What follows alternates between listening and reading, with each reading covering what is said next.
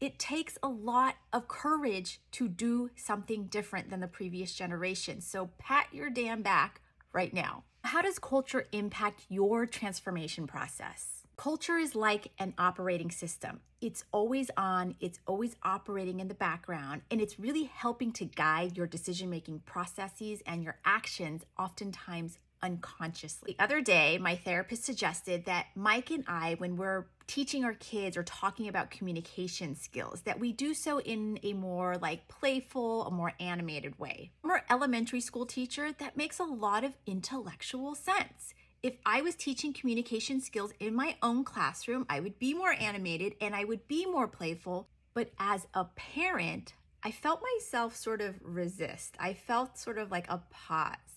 And that pause, that resistance, is actually that operating system working in the background. My operating system or my culture was built inside of a home where parenting was not about connection. It wasn't about communication. It was really about compliance. Just listen to what your parents told you to do.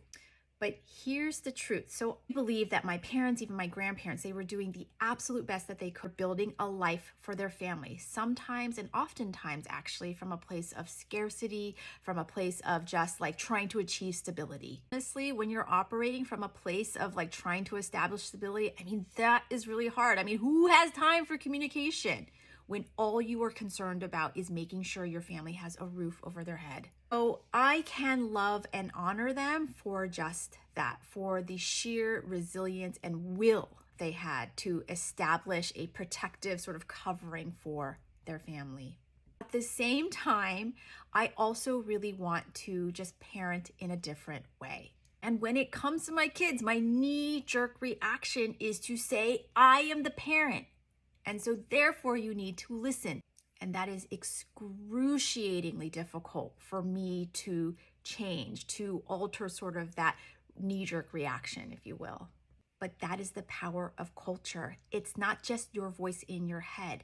That operating system has been building since the day that you were born, arguably inheriting things from previous generations. So if you are trying to rewrite your life, transform aspects of your life, whether it's in parenting, relationships, career, just life in general, I want you to remember two things.